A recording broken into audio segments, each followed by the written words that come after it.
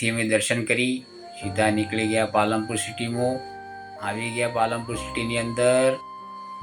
તો સિટીની અંદર અમારા શાળાઓની દુકાન છે 110 ફાસ્ટ ફૂડ. તો ત્યાં આગળ જઈ એમની બહેનો હવે એમની રાખડી બાંધવા માટે આવી ગયા. ભાઈઓ ત્યાં હાજર હતા. અમારા સાળી પણ પહેલેથી નાના સાળી આવી ગયેલા હતા. હું પહોંચ્યો તો બધા વિધિ ચાલુ હતી બાંધવાની. બધાએ હાય હેલો કર્યું. બોલો કે ચા પીશો કે કોફી લેશો? તો કોફી મંગાવવાનો ઓર્ડર આપ્યો. તો પછી વધારે કહેવા લાગ્યા કે નાસ્તો કરશો, શું કરશો?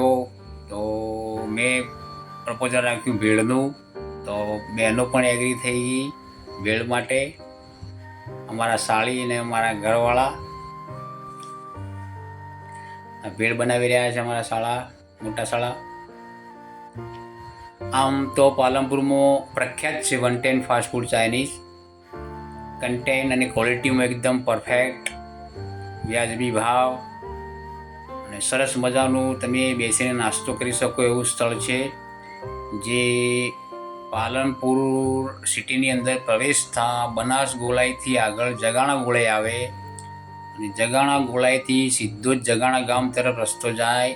એ રસ્તે પ્રકાશ સ્ટોરની બાજુમાં લગભગ ગોળાઈથી 150 મીટર દૂર, નજીક જ છે, દૂરની નજીક જ છે, 150 મીટર દૂરની નજીક જ છે ગોળાઈથી. તો ખૂબ જ નામ અને ફેમસ છે પાલનપુરમાં 110 ફાસ્ટ ફૂડ. આપ ગૂગલ પર સર્ચ પણ કરી શકો છો, તમને મળી જશે લોકેશન. તો ઓલરેડી અમારા શાળા ભેળ તૈયાર કરી દીધી. તો જોઈએ, તમે પણ દોસ્તો આવો, જુઓ કોફીની ભેળ, આવી જાઓ ખાવા. ચલો તો આપણે જોઈ લઈએ ભેળનો સ્વાદ. લાવો ભાઈ ભેળ લાવો આ બાજુ. હા, ભેળ એક નંબર, ભેળ નંબર 1. સરસ મજાની ભેળ ખાધી, નાસ્તો કર્યો શાંતિથી. પછી બેન અમારી સાળીને ને અમારા ઘરવાળાને કીધું કે હવે મોટા બેનના ઘરે જઈએ. એમને કીધું કે અમારા ઘરે જજો. તો ત્યાંથી હવે ભેળ ખાઈ અને સીધા જ એમના ઘરે જવાનું છે.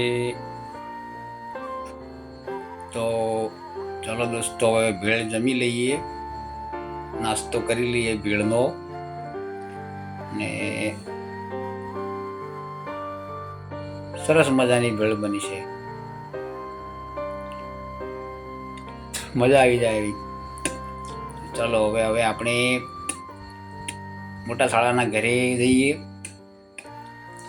નાના બેન જે અમારા સાળી આવ્યા હતા એમને હું લેતો આવ્યો બાઇક ઉપર. એ બહેનો વાતો ઘણા દિવસે મળી, વાતો કરી રહી છે. અમારા મોના બેન પાણી લઈને આવ્યા. ભાઈને પાણી આપે છે, પાણી પીવો. ત્યાંથી મળીને નીકળ્યા અમે અમારા નાના શાળાના ઘરે. તો અમને કીધું કે ત્યાં નવી જગ્યાએ એમનું ઘર રાખેલું છે. તો ત્યાંથી અમદાવાદ પાલનપુર હાઈવે પરથી સાસુમા હોટલ આવે, ત્યાંથી સીધા પશ્ચિમ તરફ તમે રોડનું જે ફાંટિયું પડે ત્યાંથી તમે વળી જજો. સીધા ત્યાંથી 1.5 કિલોમીટર દૂર સાંઈ વિલામાં જતા રહેજો. અમે નીકળી પડ્યા છીએ રસ્તા ઉપર. પાલનપુર અમદાવાદ હાઈવે, પાલનપુર મહેસાણા હાઈવે પણ કહે છે બધા. તો થોડુંક દૂર છે એટલે ઝડપી નીકળી રહ્યા છીએ. સામે બિલ્ડિંગો દેખાય છે, રેસિડેન્સીઓ, ત્યાં આગળ છે સાંઈ વિલા. તો ઓલરેડી ગળદમાં આવી ગયા. આજુબાજુ નવા મકાન નિર્માણ પણ કામ ચાલુ છે.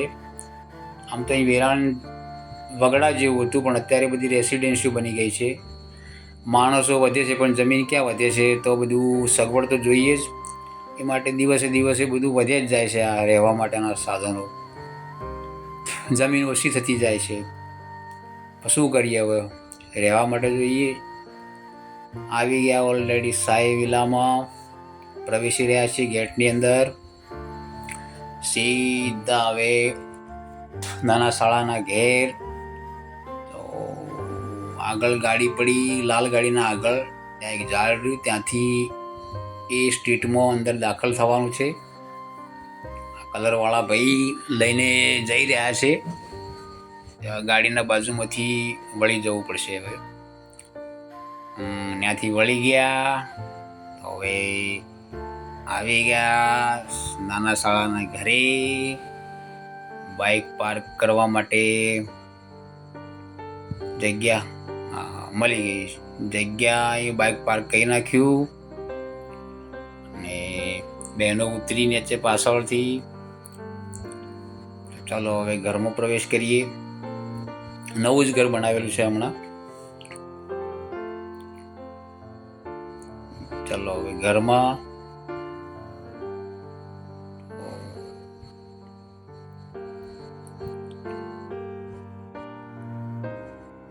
આવી ગયા હવે ઘરમાં બધા. હવે અમારા સાસુમાં, આ અમારા સસરાજી, બધાએ રામ રામ કર્યા. પછી બહેનો બધા બેઠા, એકબીજાના ખબર અંતર પૂછ્યા. અને હું પછી રસોઈમાં મદદ કરવા માટે મારે જવા માટે કીધું. તો બહેનોએ રાખડી બાંધવાની વિધિ પતાવી રહ્યા છે. ચલો આ રાખડી બાંધવાની વિધિ પતાવી પછી રસોઈમાં મદદ કરવા માટે હું જાઉં. શું બને છે રસોઈમાં ચેક કરી લઈએ. તો આવી ગયો છે ઓલરેડી રસોઈમાં. તો આ ભજીયા, બટાકાના ભજીયા બનાવે છે, બટાકા ચિપ્સના. એમાં હું પણ મદદ કરવા લાગ્યો. મારા શાળાના ઘેરથી રોટલીની બનાવે છે. તો લગભગ ભોજન હવે તૈયારીના ઉપર જ છે બધું. આ રીતે ભજીયાને ચડવ્યા.